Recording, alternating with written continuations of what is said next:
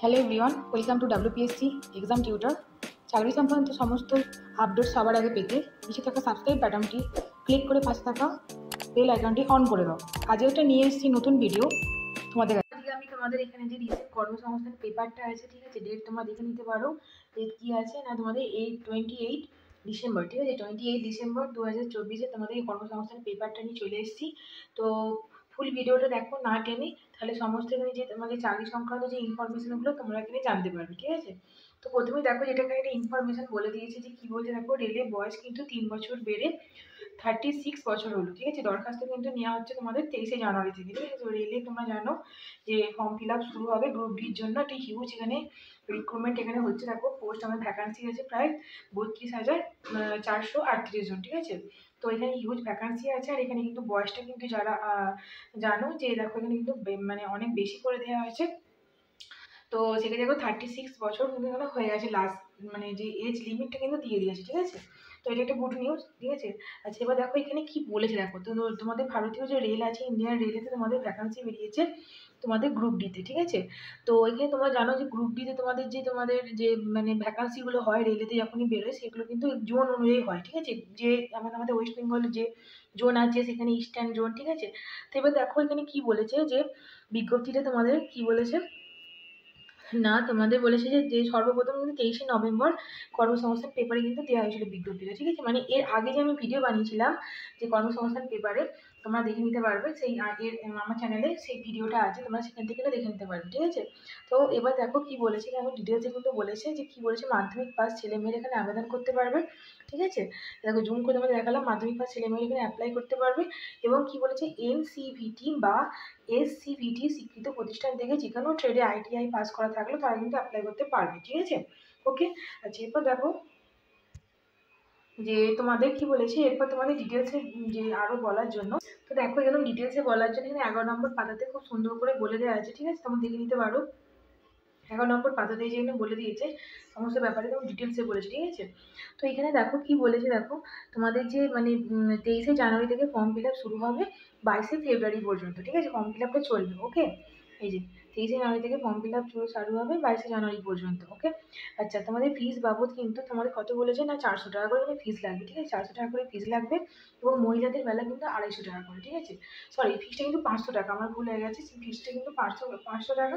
আচ্ছা এবার দেখো কি বলেছে যে তোমাদের মহিলাদের জন্য কিন্তু 250 টাকা করে, ঠিক আছে।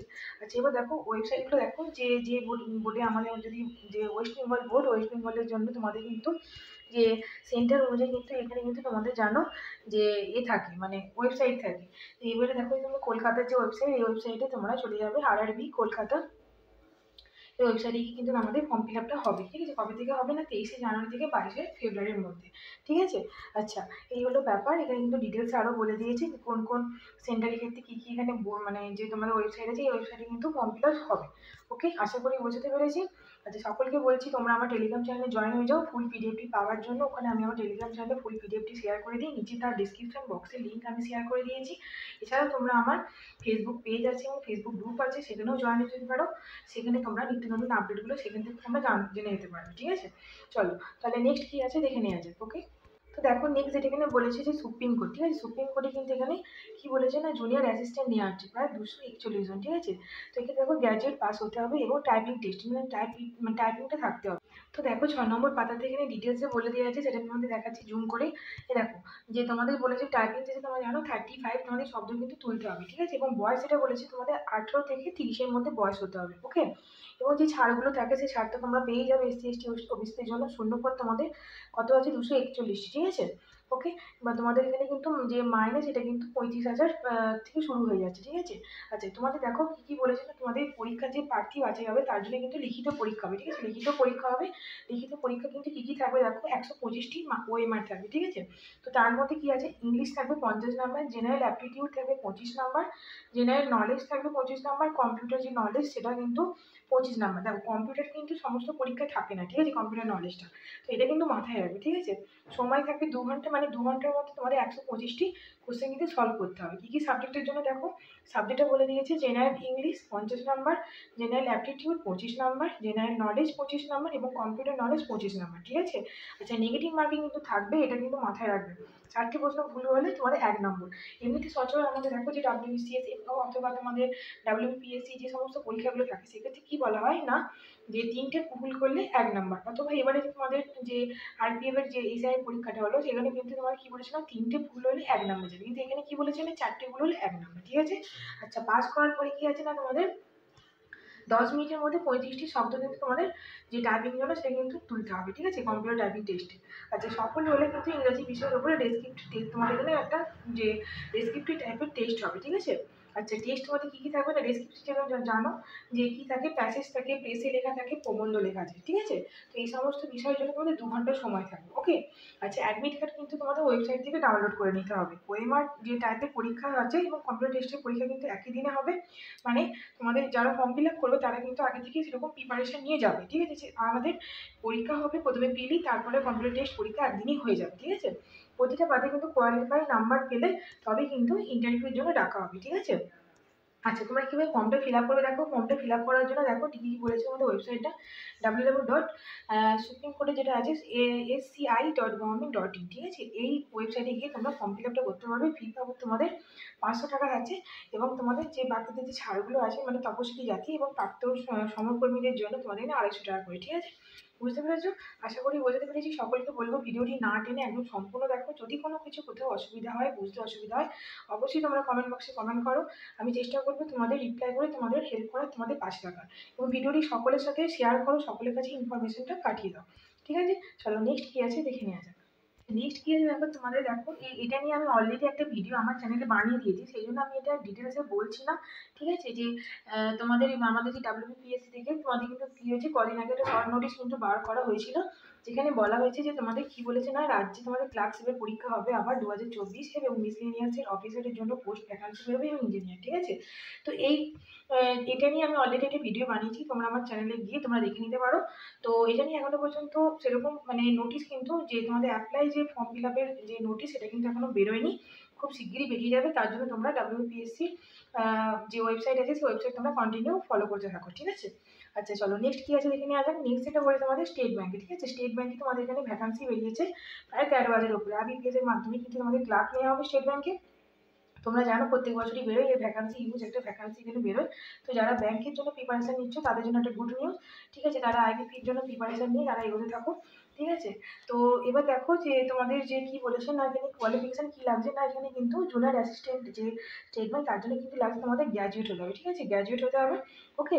আচ্ছা, এরপর দেখো কি বলেছে না, তোমাদের যে ওয়েবসাইট আছে সেই যে ওয়েবসাইটে আমাদের যে জানো কলকাতা, এখানে কিন্তু কী হয় না, পরীক্ষা সেন্টার ভিত্তিতে কিন্তু তোমার ওয়েবসাইট থাকে, তাই তো। সেটা তোমাদের রেলে থাকে, ওকে, সেটা তোমাদের রেলে থাকে। আচ্ছা, এরপর দেখো তোমাদের এখানে যে আমি একদম 3 নম্বর পাতাতে চলে এসেছি, ডিটেলস এখানে বলে দেওয়া আছে সার্কেল অনুযায়ী। দেখো যে তোমাদের কী কী সার্কেল আছে, সেই সার্কেল অনুযায়ী আমাদের কলকাতা সার্কেলের ভিত্তিতে কিন্তু এখানে হবে, ঠিক আছে। পার্থিব আছে কীভাবে হবে, প্রথমে তোমাদের প্রিলিমিনারি পরীক্ষা হবে, অনলাইন টেস্ট, তারপর তারপর তোমাদের মেন পরীক্ষা হবে, ঠিক আছে। তারপর হবে গ্রুপ ডিসকাশন এবং ইন্টারভিউ, ওকে। তো তোমাদের পরীক্ষা হবে ফেব্রুয়ারিতে, ওকে। এবং পশ্চিমবঙ্গে তোমাদের দেখো কী কী সেন্টার আছে, কলকাতা আছে, আসানসোল, দুর্গাপুর, হুগলি, হাওড়া, শিলিগুড়ি, কল্যাণী, ঠিক আছে। তো এবার দেখো তোমাদের যে ফর্ম যে নেগেটিভ মার্কিং কিন্তু এখানে থাকবে, 4টি প্রশ্ন ভুল হলে 1 নাম্বার যাবে, ঠিক আছে। আচ্ছা, প্রতিটা পেপারের জন্য কিন্তু তোমাদের যে থাকবে সেটা কিন্তু তোমাদের কোয়ালিফাই করতে হবে, ঠিক আছে। মেন পরীক্ষা হবে 200 নাম্বারে। কী কী সাবজেক্ট থাকবে দেখো, মেনসি জেনারেল, ঠিক আছে।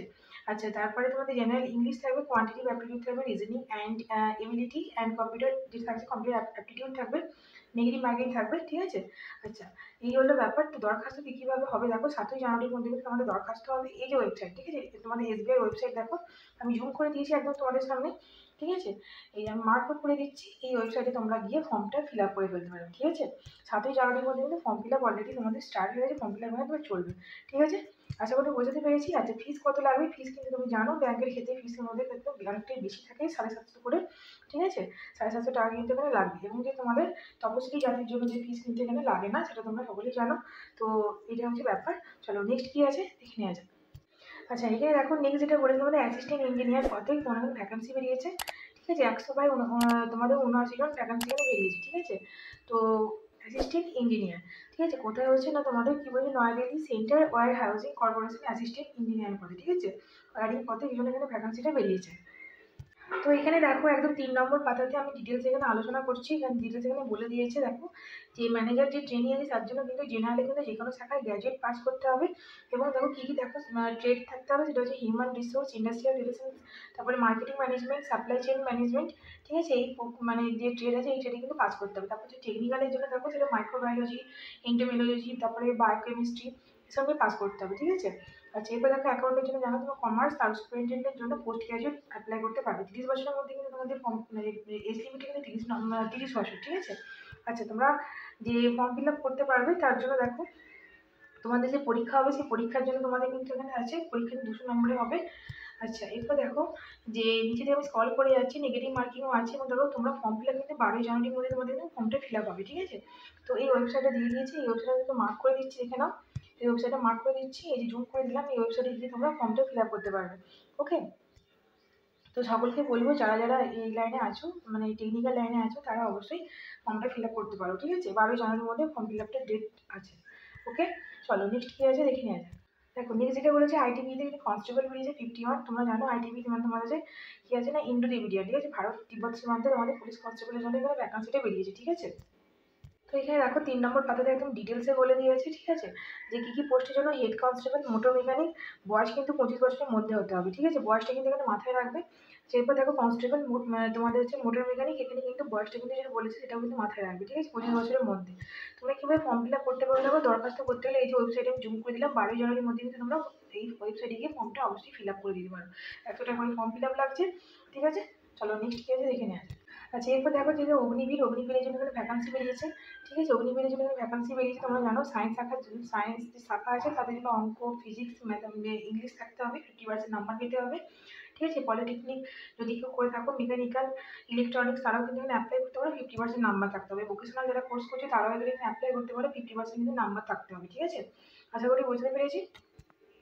তো দেখো এখানে 10 নম্বর পাতাতে একদম ডিটেলসে বলে দিয়েছে, আমি কিন্তু এটা বলছি না, তোমাদের জুম করে দিচ্ছি। তোমরা যারা যারা দেখতে ইন্টারেস্ট আছে তোমরা অবশ্যই এটা আস্তে আস্তে আমি স্ক্রল করছি, তোমরা পজ করে করে দেখে নিতে পারবে, ঠিক আছে। এখানে মানে কী কী লাগবে না লাগবে, শারীরিক সমস্ত মানে যে যে ফিজিক্যাল যে তোমাদের যে রিকোয়ার আছে সেটা তোমরা এখানে দেখে নিতে পারবে। কীভাবে তোমাদের কত টাকা এখানে মানে যে ওরা দিচ্ছে স্টাইপেন্ড হিসাবে সেটাও তোমরা দেখে নিতে পারবে। আর যে প্রার্থী বাছাই কিন্তু অনলাইন পরীক্ষা হবে 22 মার্চ তারপর, ঠিক আছে। আচ্ছা, এরপর দেখো যে তোমরা ফর্মটা ফিল আপ করতে পারবে কীভাবে, তোমাদের যে মাঠ আছে সেই মাঠটা তোমরা কমপ্লিট করতে পারবে। আচ্ছা, ওয়েবসাইটে দেখো, ওয়েবসাইট তোমাদের এসে বলেছে www.indianairforce.in, ঠিক আছে। আচ্ছা, এখানে আরেকটা দিয়েছে ওয়েবসাইট, এই ওয়েবসাইটে গিয়ে তোমরা দরখাস্ত করতে পারবে। সেটা হচ্ছে তোমাদের অগ্নিপথ বায়ু সিডিএস, এই যে 27 জানুয়ারি পর্যন্ত, মানে তোমাদের ফর্ম ফিল আপ শুরু হচ্ছে 7 থেকে 27 জানুয়ারির মধ্যে ফর্ম ফিল আপ হবে, ঠিক আছে। আশা করি বুঝতে পেরেছি। সকলকে বলবো যে ভিডিওটি একদম শেষ পর্যন্ত দেখবে এবং সকলের সাথে শেয়ার করবে। যদি ভিডিওটি ইনফরমেটিভ মনে হয় অবশ্যই তোমরা একটি লাইক এবং সাবস্ক্রাইব করে দিয়ে আমার পাশে থাকো। এবং যদি কোনো কিছু একটা অসুবিধা হয়, বুঝতে প্রবলেম হচ্ছে, তোমরা অবশ্যই কমেন্ট বক্সে কমেন্ট করো, ঠিক আছে। আমি চেষ্টা করবো তোমাদের রিপ্লাই করা, তোমাদের হেল্প করা, তোমাদের পাশে থাকবার। ভালো করে পড়াশোনা করো। এবং দেখো আমি এই ভিডিওটির এই লাস্টে তোমাদের যে এখন রিসেন্ট যে কী কী পরীক্ষা তোমরা যে ফর্ম ফিল আপ করেছো সেটা দেখো, এখানে আমি তোমাদের একটা শর্টটা এখানে খুব সুন্দরভাবে কর্মসংস্থান পেপারে দেওয়া থাকে, সেটা দেখো আমি আলোচনা করে দিচ্ছি। এখন এই মুহূর্তে রাজ্য কেন্দ্র সরকারে কবে কী কী পরীক্ষা হবে সেটা দেখো এখানে বলে দিয়েছে খুব সুন্দর করে। সেটা বলেছে দেখো, এসএসসি যে সিএপি আছে কনস্টেবল, সেটা কিন্তু তোমাদের পরীক্ষার তারিখ দেখো 4, 5, 6, 7 ফেব্রুয়ারি মাসে 2025, ঠিক আছে। ওয়েবসাইট দেখে নাও www.ssc.government.in, ঠিক আছে। এরপর দেখো ডাব্লিউবিপি যে তোমাদের যে ডাব্লিউবিসিএস পরীক্ষা আছে ডাব্লিউবিপিএসসি 2024-এ, সেটা ওর একটা মতো ফর্ম ফিল আপ তো হয়নি, তো ওর একটা টেন্টেটিভ ডেট দিয়েছে, মার্চ এপ্রিল করে হতে পারে, ঠিক আছে। ওয়েবসাইট এখানে দিয়ে দেওয়া আছে, সুন্দর করে দেখে নিতে পারো। তারপর দেখো রেলে টেকনিশিয়ান পদের জন্য কী কী আছে, তোমাদের 29 ডিসেম্বর তোমাদের পরীক্ষা আছে, ঠিক আছে। পশ্চিমবঙ্গ যে কনস্টেবলের পরীক্ষা সেটা বলছে নাকি 16 ফেব্রুয়ারি, এখনো পর্যন্ত একটা টেন্টেটিভ ডেট হিসেবে তোমরা ধরে থাকো, ঠিক আছে। আচ্ছা, এরপর দেখো কলকাতা পুলিশের তোমার জানুয়ারি ফেব্রুয়ারি, তারপর কলকাতার যে সাব ইন্সপেক্টর যে আছে পরীক্ষা তোমাদের, তো সেটা বলছে নাকি জানুয়ারিতে। এগুলো টেন্টেটিভ হিসাবে ধরে রাখো, ঠিক আছে। এটা এখন ওবিসি তোমাদের এখনো পর্যন্ত কোনো রকম হয়নি, শুনানি হয়নি, তো ওটা জানা এখনো বলা কনফার্ম কিছু একটা নেই, ঠিক আছে। তারপর ইউপিএসসি কম্বাইন্ড জিও সায়েন্স, সেটা হচ্ছে তোমাদের 9 ফেব্রুয়ারি। তোমাদের ইউপিএসসি ইঞ্জিনিয়ারিং সার্ভিসের জন্য তোমাদের 8ই জুন পরীক্ষা হচ্ছে। তারপর SSC combined graduate level tyre 2, সেটা তোমাদের 18 থেকে 20 জানুয়ারি, ঠিক আছে। তারপর ইউপিএসসি যে কম্বাইন্ড সিডিএ আছে সেটা পরীক্ষা হচ্ছে তোমার 13 এপ্রিল 2025, আর এনডিএ পরীক্ষাটা হচ্ছে তোমাদের 13 এপ্রিল 2025, ঠিক আছে। তারপরে আমাদের সিআইএসআইআর যে নিট আছে সেটা আমাদের 16 থেকে 28 ফেব্রুয়ারি 2025, এবং ইউজিসি নেটটা সেটা হচ্ছে আমাদের 1 থেকে 19 জানুয়ারি 2025, ঠিক আছে। আশা করি বোঝাতে পেরেছি। এবং দেখো এরপরে দেখো এদিকে আরেকটি শখ আছে খুব সুন্দর করে, এখন এই মুহূর্তে কি কি কেন্দ্র এবং রাজ্য সরকারের দরখাস্ত হচ্ছে সেটা একটা খুব সুন্দর করে ছকের মাধ্যমে এখানে কর্মসংস্থান পেপার দেওয়া আছে, সেটা দেখো আমি তোমার সাথে ডিসকাস করে দিচ্ছি। সেটা দেখো গেলে এক্সিকিউটিভ ট্রেনিং জন্য গ্র্যাজুয়েট যোগ্যতাতে এতগুলো পোস্ট আছে, সো লাস্ট ডেট কিন্তু খুব সুন্দরভাবে দিয়ে দিয়েছে 7/2/2025 থেকে 8/3/2025, ঠিক আছে। এয়ারফোর্সের জন্য যে তোমাদের আছে ভ্যাকান্সি যোগ্যতা আছে গ্র্যাজুয়েট 0/317 এবং ডিসেম্বরের 31 তারিখ, ঠিক আছে। তারপর বর্ডার রোডস অর্গানাইজেশন ড্রাফটম্যান, ঠিক আছে, এটা তোমাদের কিন্তু লাস্টে দিয়ে দিয়েছি। দেখো আমি সবগুলো একটা একটা করে স্ক্রল করে দিচ্ছি, তোমরা এখান থেকে ভিডিওটা পজ করে দেখে নিতে পারো, ঠিক আছে। ওকে, আশা করি বুঝতে পেরেছি। সকলকে বলবো ভিডিওটি হেল্পফুল লাগলে সকলের সাথে অবশ্যই শেয়ার করো, সকলের কাছে ইনফরমেশন পাঠিয়ে দাও, এবং তোমাদের যদি হেল্পফুল লাগে তোমরা অবশ্যই এটি লাইক এবং সাবস্ক্রাইব করে দিয়ে আমার পাশে থেকো। চলো ভালো করে পড়াশোনা করো, টাটা বাই।